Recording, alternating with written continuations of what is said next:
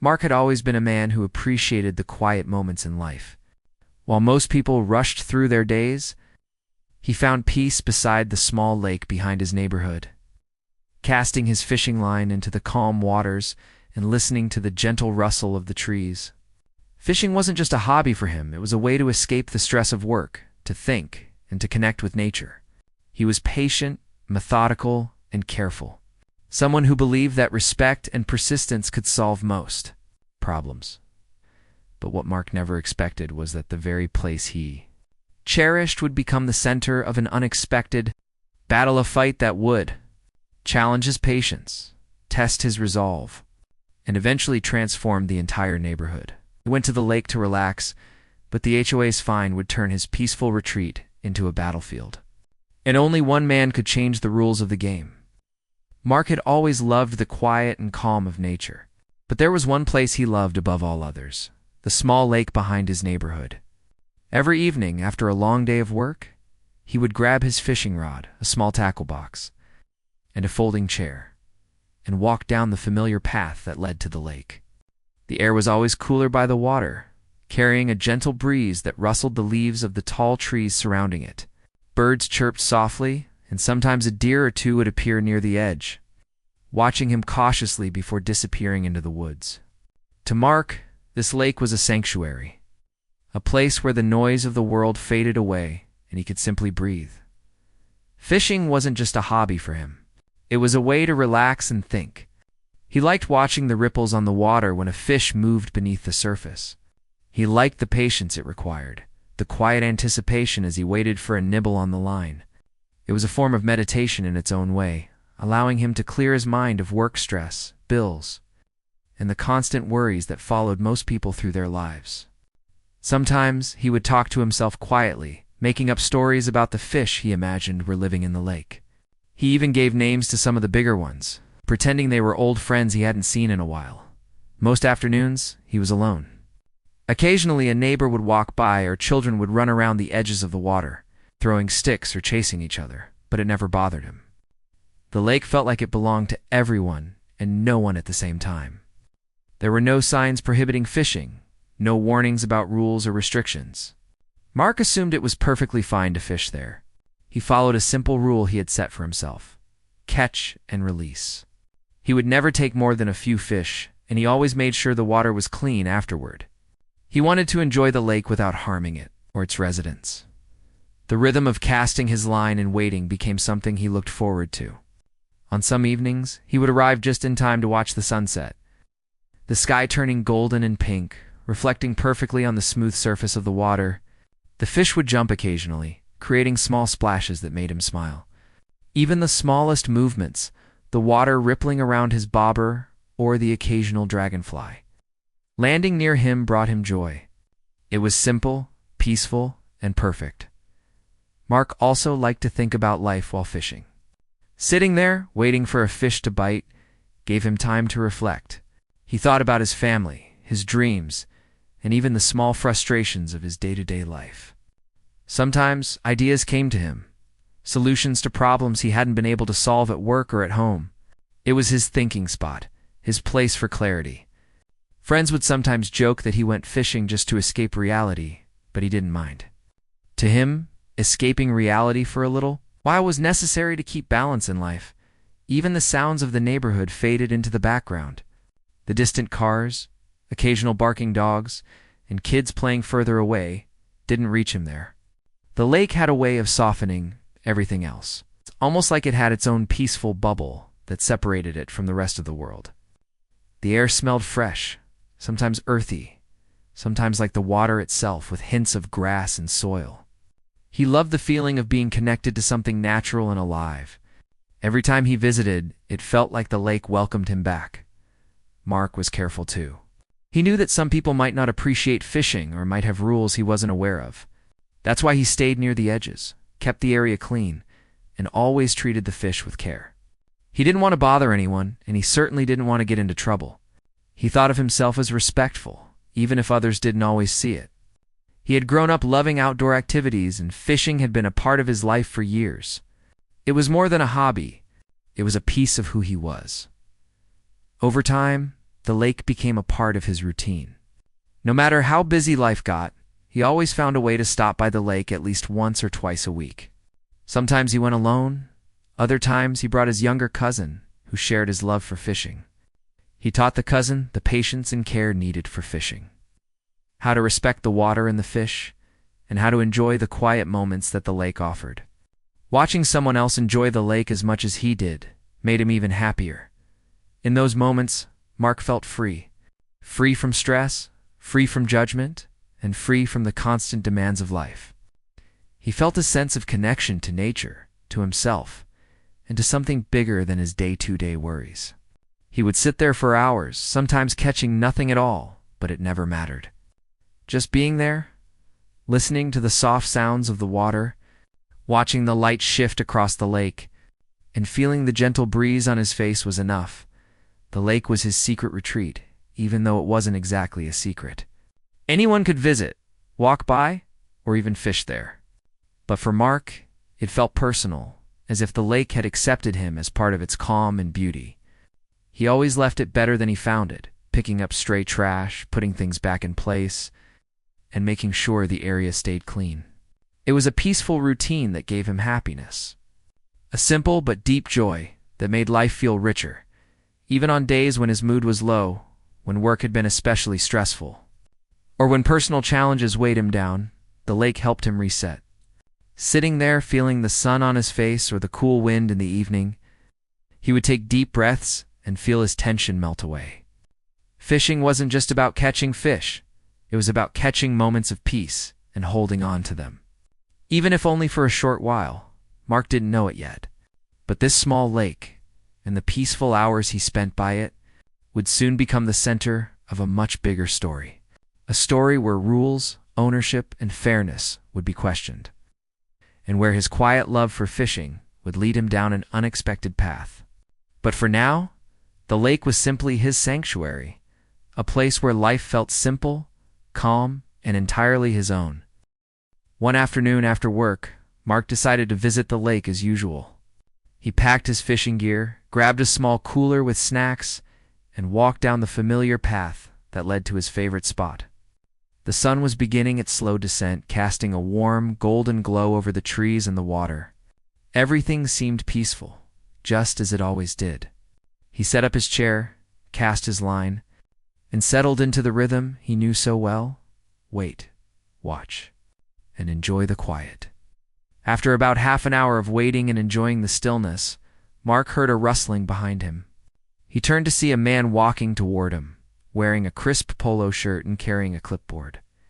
The man introduced himself as a representative of the Homeowners Association, the HOA that governed the neighborhood around the lake.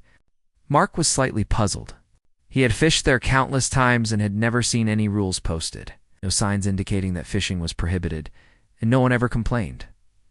The man got straight to the point. He explained that Mark was violating HOA rules by fishing in the lake without permission. Mark was shocked. "I didn't even know there were rules," he said, trying to stay calm. The representative handed him a letter stating that Mark owed a $500 fine for unauthorized recreational fishing. Mark read it carefully, thinking it must be some kind of mistake. $500 for fishing? That seemed excessive. He tried to explain that he had always been respectful, cleaned up after himself, and only practiced catch and release. The representative was firm and insisted that the HOA had the right to enforce rules around the lake. Mark felt a mix of anger and confusion. How could something so simple, something he had done for years without anyone raising a concern, suddenly be a problem? He tried to argue, hoping that perhaps the matter could be resolved quietly, without a fine. But the HOA representative was unyielding. He said that if Mark continued fishing, the fines would increase. The HOA could take further action, including legal steps. Mark felt a knot in his stomach. He had always thought of the lake as a place of peace, not conflict. Now it felt like the same place he loved had turned into a source of stress and tension that evening. Mark couldn't stop thinking about what had happened. He went home and reread the letter carefully, analyzing every word. The HOA claimed the lake was private property under their control. But Mark remembered seeing property records in the county office years ago when he was curious about the area. Something didn't add up. The more he thought about it, the more he felt that the fine was unfair and maybe even unnecessary. He wasn't trying to break rules or defy authority. He simply wanted to enjoy the lake like he had for years, determined to defend himself. Mark decided to attend the next HOA meeting. He wanted to speak directly to the board members, explain his side of the story, and hopefully have the fine rescinded. At the meeting, the room was filled with homeowners sitting stiffly in their chairs, papers in hand, and a sense of formality hung in the air. The board members, dressed neatly and speaking with authority, explained their version of the rules. According to them, any activity on the lake required prior approval, and fishing without explicit permission was prohibited. Mark took a deep breath and stood up. He explained how he had fished there for years without incident, how he had always followed a personal code of care and respect, and how he genuinely thought the lake was open to all residents. He argued that the fine was excessive and unfair. Some residents nodded politely, but most of the board members remained firm. They stated that rules were rules, and Mark's interpretation didn't matter. The fine would not be waived. Feeling frustrated but determined, Mark left the meeting with a sense of unease. He walked past the lake on the way home, looking at the water with mixed emotions. The lake, which had once been a place of calm and comfort, now seemed like a battleground. He wondered how something so simple could spiral into a legal and financial problem. That night, he could barely sleep. The thought of paying the fine, or worse, being banned from fishing in the lake he loved, weighed heavily on him. Over the next few days, Mark spent hours researching. He wanted to understand the HOA's authority, the legal ownership of the lake, and whether their claim was valid. He went to the county's property records office, carefully reading documents and tracing ownership back several decades. To his surprise, he discovered discrepancies. The HOA claimed ownership of the lake, but the legal records showed that the lake was part of a property that had been sold to a bank. Years ago, after the original developer went bankrupt, no one had purchased it since, and technically, the bank was the legal owner. This discovery gave Mark hope. If the HOA didn't legally own the lake, then their fines and restrictions might be unenforceable. He realized that he might have a way to fight back, not through argument or confrontation, but by understanding the law and using the facts in his favor. The situation shifted from being a frustrating conflict to an intriguing challenge. Mark, who had always been patient and methodical when fishing, now found himself approaching this problem with the same careful mindset. He began drafting emails, making phone calls, and documenting everything he found in the public records. He wanted to be ready if the HOA tried to take further action. He also started talking to neighbors, quietly asking if they had ever received fines or had problems with the HOA over the lake. Most of them admitted that they had never questioned the HOA's rules and simply avoided the lake to prevent trouble. Mark realized that he was not just standing up for himself, but potentially for everyone who enjoyed the lake. As the days passed, Mark felt a mix of emotions. He was still angry at being fined unfairly, but now there was also a sense of determination and excitement. The lake had been his sanctuary, and he wasn't going to let unfair rules take that away. He kept visiting the lake, sometimes just sitting on the shore, thinking and planning, while occasionally casting his line and enjoying the small pleasures he had always loved. The water, once again, became a source of calm. Even as the tension with the HOA simmered in the background, Mark's friends noticed a change in him. He was more focused and purposeful, less willing to accept unfair treatment without investigating it thoroughly. Fishing had taught him patience, and now that patience was being applied to a real-life problem. He realized that the conflict with the HOA was not just about fishing, it was about fairness, knowledge, and taking control of situations rather than passively accepting them. The HOA fine had transformed Mark's simple love of fishing into a larger challenge, testing his problem-solving skills and perseverance. What had started as a peaceful routine by the lake had become the beginning of a journey to uncover the truth, assert his rights, and protect the place he loved.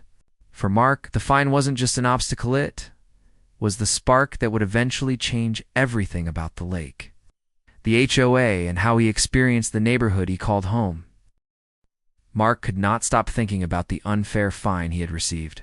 Every evening, he returned to the lake, not just to fish, but to think deeply about what he could do. He loved the lake, but now it was no longer just a place for peace, had become a puzzle, a problem he needed to solve. He realized that complaining to the HOA had gotten him nowhere. They were firm, rigid, and clearly uninterested in listening to anyone who disagreed with them.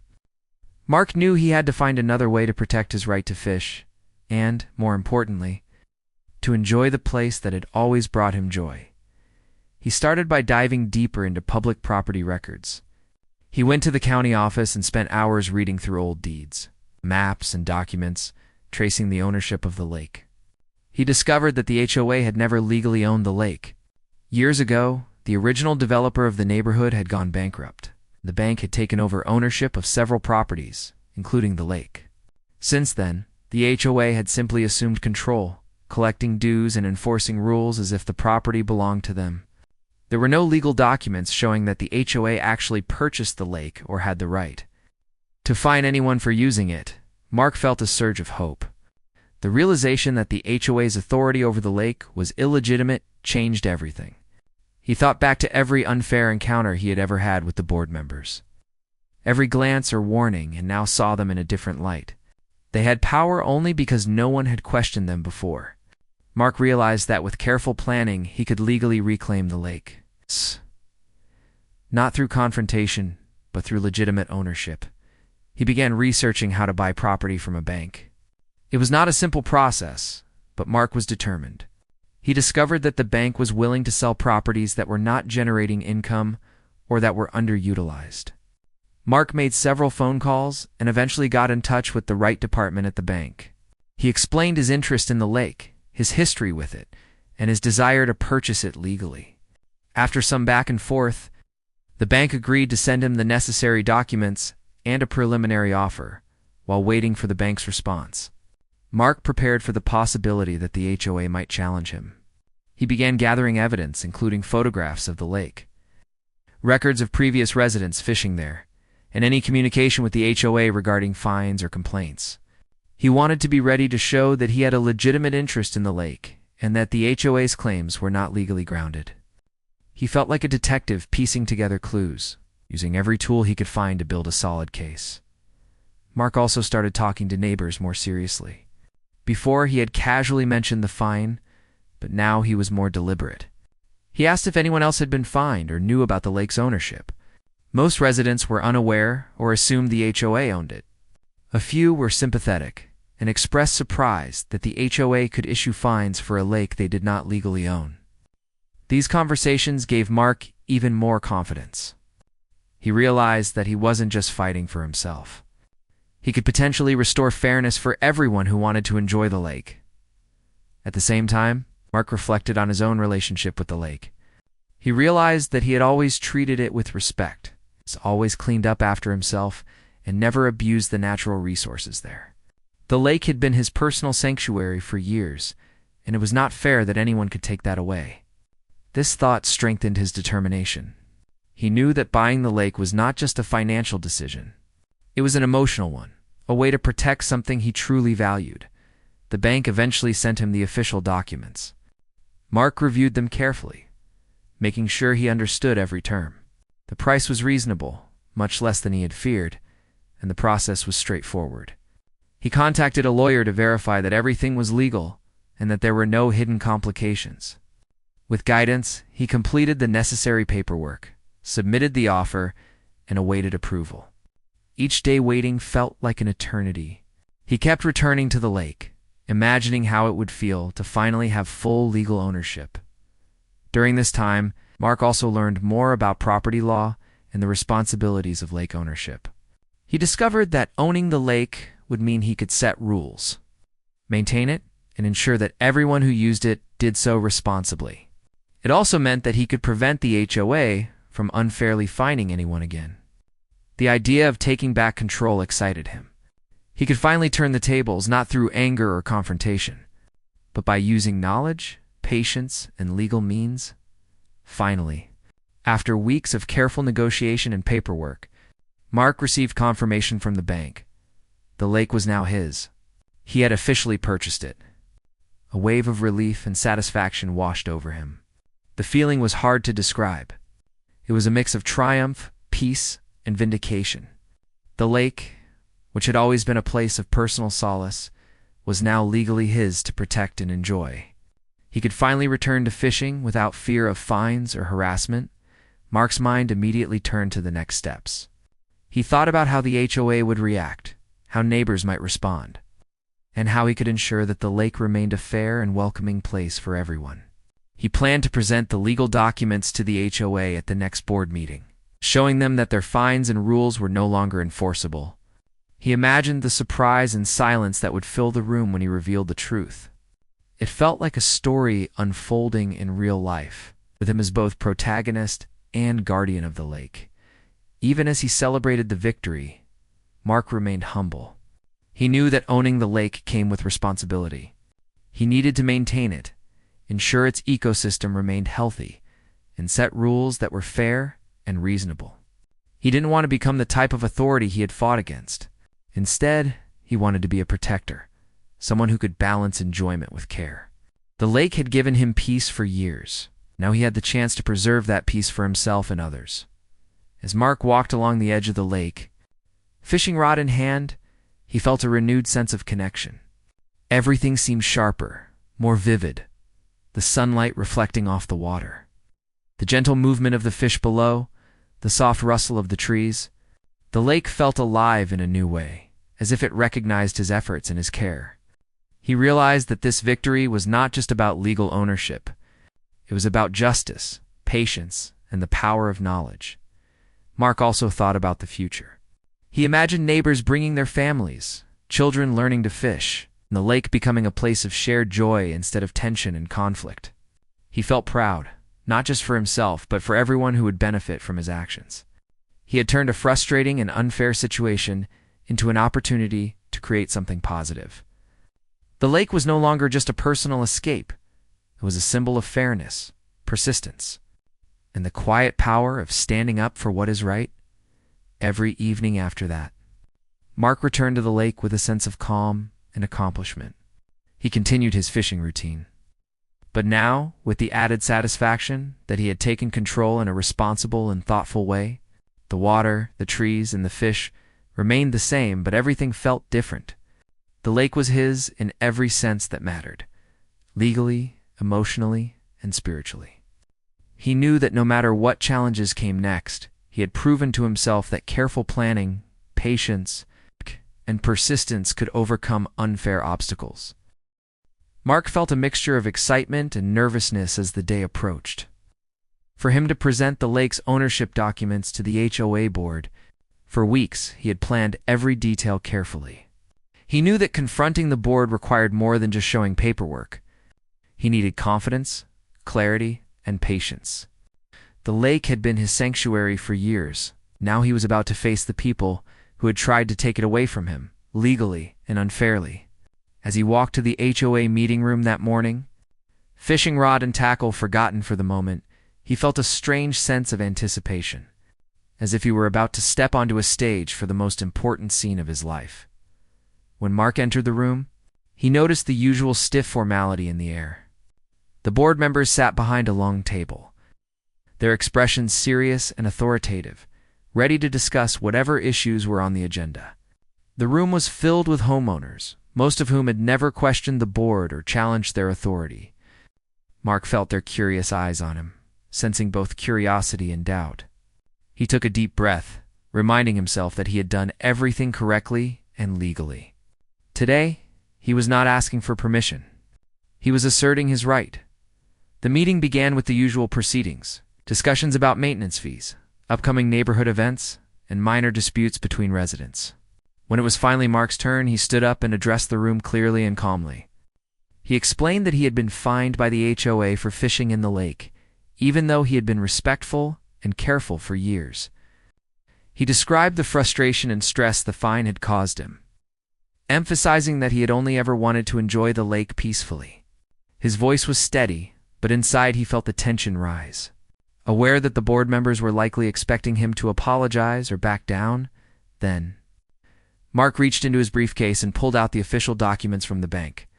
The room fell silent as he handed copies to the board members and explained that he had legally purchased the lake from the bank, which had been the true owner since the original developer went bankrupt. He carefully explained each document, pointing out the signatures, dates, and legal confirmations. He watched their expressions closely, noticing the subtle changes, the initial confidence in their faces giving way to shock and uncertainty. Some board members whispered to each other, trying to process the information, while others simply stared in disbelief. Mark remained calm, knowing that their surprise was part of the moment. He continued, explaining that because the HOA never legally owned the lake, their previous fines and rules regarding fishing were invalid. He made it clear that he was not seeking conflict, but fairness. He wanted the lake to remain a place of enjoyment for all residents, but he also wanted to ensure that no one could enforce arbitrary rules or fines again. He emphasized responsibility and respect, stating that he hoped residents would follow common sense, care for the lake, and enjoy it without fear of unfair punishment. For a few tense minutes, the room was silent. Then one of the senior board members, a man known for being particularly strict, spoke up. He asked how this could be possible, questioning the legality of Mark's purchase. Mark patiently explained the process: the bank sale, the documentation, the verification by a lawyer, and the confirmation that the lake was legally his. He reassured them that the sale was legitimate and binding, and that the HOA could not override it. The board members realized that their authority over the lake was gone, at least in legal terms, and the weight of the revelation began to sink in. Some homeowners started whispering to each other, and a few even smiled quietly, perhaps imagining what it would be like to fish freely without fines. Mark felt a sense of relief, knowing that he was not alone in his desire for fairness. He could see that the atmosphere in the room was changing. What had started as a tense confrontation was slowly turning into a moment of clarity and justice. Mark decided to take the opportunity to set the tone for how the lake would be managed going forward. He proposed simple, fair rules. Residents were welcome to fish responsibly, maintain the cleanliness of the lake, and respect wildlife. He made it clear that he expected cooperation and courtesy, not chaos, but that no fines or arbitrary restrictions would be allowed. He wanted the lake to remain peaceful, a shared sanctuary for everyone, just as it had always been. His words were calm but firm, showing that he was in control, yet willing to work with the community rather than against it. The board members exchanged quiet conversations among themselves. Some were visibly frustrated, their previous authority undermined in an instant. Others seemed to understand the fairness of Mark's position. One board member, after a pause, nodded slowly and admitted that they had overstepped their authority. The tension in the room began to ease, replaced by a sense of acknowledgement and respect. Mark could feel the shift. The room was no longer about conflict. It was about establishing the truth and moving forward in a fair and responsible way. Mark then addressed the residents directly, explaining that the lake was now legally his, but he intended to maintain it as a place for everyone. He invited anyone interested to help with care, cleanups, and improvements, emphasizing community involvement rather than control. He wanted to turn what had been a confrontation into a collaborative effort. Residents responded positively, some expressing gratitude, others simply nodding in understanding. The sense of community that had been tense and fragile was beginning to heal. After the meeting, a few residents stayed behind to talk to Mark privately. They thanked him for standing up for what was right and for turning a frustrating situation into an opportunity for everyone to enjoy the lake freely. Some shared stories of past fines or disagreements with the HOA, expressing relief that things would now change. Mark listened patiently, feeling a deep sense of satisfaction. He realized that this moment was not just a personal victory, but a small victory for fairness reason and the rights of individuals in the community. Walking out of the meeting, Mark felt lighter than he had in weeks. The lake, which had been the source of conflict, was now a place of possibility and hope. He imagined returning to the water, casting his line without fear, and seeing others do the same. The lake would remain peaceful, a sanctuary for thought, relaxation, and connection. His patience, research, and careful planning had paid off, and he had done it without confrontation or anger. He had relied on knowledge, calm, persistence, and fairness, and that approach had won the day. That evening, Mark returned to the lake with his fishing rod. The sun was setting, painting the water with colors of orange and gold, just as it always had. But now, everything felt different. The lake was not just his refuge, it was a symbol of standing up for what was right, of using intelligence and patience to overcome unfair obstacles. Casting his line into the water, he felt a renewed sense of peace and pride. The fish swam below, oblivious to the human conflicts, and Mark smiled, knowing that the lake would remain a place of enjoyment for himself and the community. For the first time, it truly felt complete. The fight with the HOA was over, and fairness had been restored. The lake was his legally, yet he chose to share it with the community. Turning a moment of tension into an opportunity for connection and harmony, Mark realized that patience, careful planning, and knowledge were far more powerful than anger or rash actions. The lake, once a quiet retreat, had now become a testament to perseverance, fairness, and the quiet satisfaction of doing what is right. After the meeting, life around the lake began to change in ways Mark had only hoped for. The tension that had hung over the neighborhood slowly faded, replaced by a sense of openness and curiosity. Residents who had previously avoided the lake because of the HOA's strict rules began to approach it more often. Families brought children to see the water, some with small fishing poles, eager to try their luck. Others came simply to sit by the edge, enjoy the view, or take photographs of the sunset reflecting on the smooth surface. Mark watched quietly, feeling a deep sense of satisfaction. The lake he had fought so hard to protect was now alive with shared enjoyment. Just as he had always envisioned, Mark continued to fish regularly, but now the experience felt different. There was no underlying stress, no fear of fines or confrontations. He could simply sit on the bank, breathe in the fresh air, and enjoy the quiet moments that had always made the lake so special. The fish were plentiful, the water clean, and the surroundings peaceful.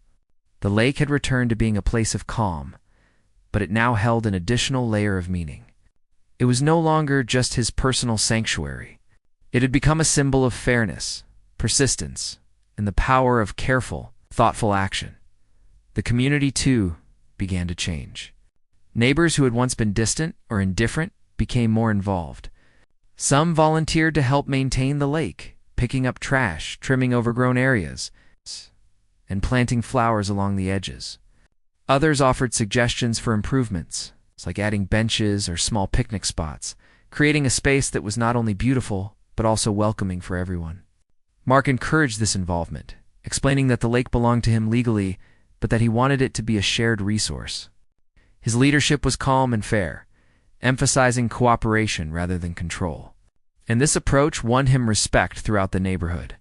As weeks turned into months, Mark noticed the lake becoming a hub of small but meaningful interactions. Children laughed as they learned to fish for the first time. Parents shared stories and advice, and even older residents who rarely ventured outside found reasons to sit by the water and enjoy the scenery. Mark sometimes helped teach proper fishing techniques, explaining how to handle fish gently and practice catch and release. He also shared lessons about respecting nature, ensuring that the lake remained healthy and balanced. What had once been a source of conflict was now a place of education, enjoyment, and community bonding. Mark's victory over the HOA had taught him lessons far beyond legal ownership. He realized the importance of standing up for what is fair, but doing so with patience, research, and thoughtful planning. He had seen firsthand how knowledge and careful action could overcome rigid authority without creating unnecessary conflict. He also understood that responsibility was an essential part of freedom. Owning the lake was not simply a triumph. It was a commitment to maintain it, to protect it, and to ensure that others could enjoy it responsibly. This sense of responsibility became a guiding principle for Mark, shaping his decisions and interactions with neighbors. The HOA, meanwhile, had to adjust to the new reality. Board members who had previously wielded authority over the lake were now powerless in that domain. Some were frustrated, but most came to accept the situation, realizing that their previous rules had no legal standing. Over time, they focused their attention on other aspects of the neighborhood, leaving Mark to manage the lake responsibly. While there were occasional disagreements about minor matters, Mark's fairness and transparency quickly earned him trust. His approach showed that leadership rooted in knowledge and integrity was far more effective than rigid control or arbitrary enforcement.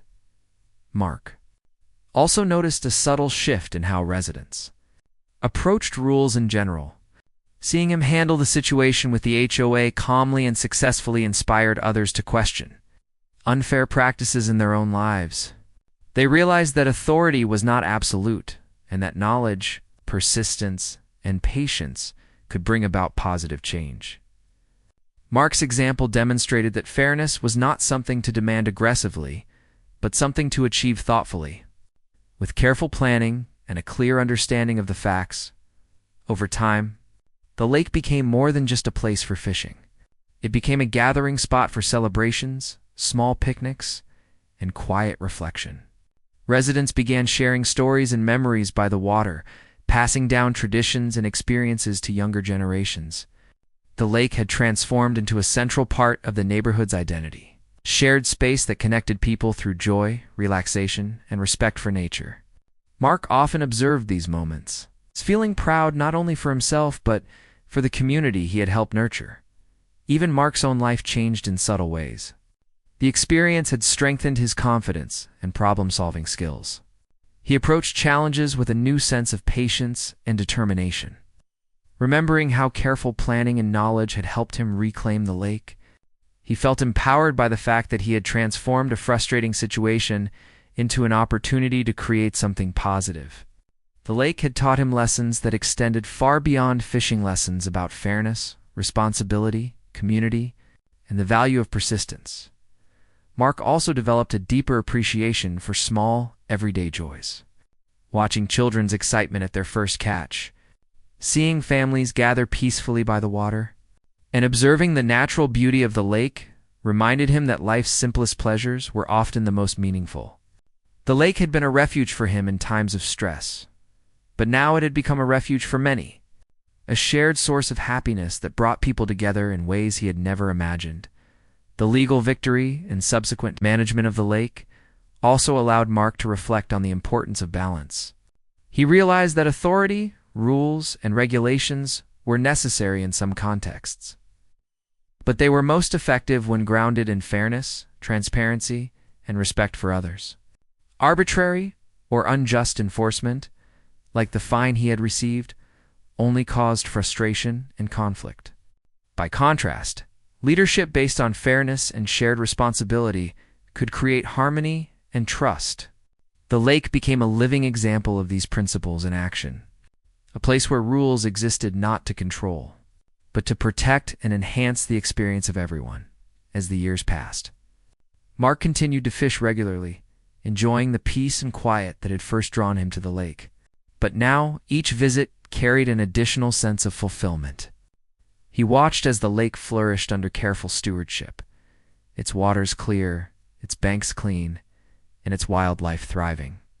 He had created something lasting, not through anger or confrontation, but through knowledge, patience, and action grounded in fairness.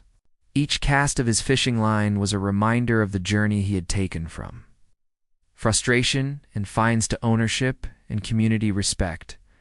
Mark often shared his story with neighbors and friends, not as a tale of triumph over conflict, but as an example of what careful action and perseverance could achieve. He emphasized that standing up for what is right does not require aggression, but rather understanding, patience, and commitment to doing things properly. His experience inspired others to approach challenges thoughtfully, proving that fairness and knowledge were powerful tools for creating change. In the end, the lake had become much more than a body of water. It was a symbol of justice, persistence, and community. It reflected the sunlight, the growth of nature, and the shared enjoyment of people who had once felt restricted and frustrated. For Mark, it represented the culmination of years of love, patience, and thoughtful action. He had turned a conflict into a positive transformation, not only reclaiming the lake for himself, but creating a lasting legacy for everyone who lived in the neighborhood. Even as the sun set over the lake each evening, casting its golden glow across the water, Mark felt a quiet sense of peace. He had faced unfairness, acted with wisdom and patience, and emerged not only victorious but enriched. The lake remained a sanctuary, a place of joy, reflection, and community. And Mark knew that the lessons he had learned about fairness, responsibility, and the power of careful action would guide him for the rest of his life.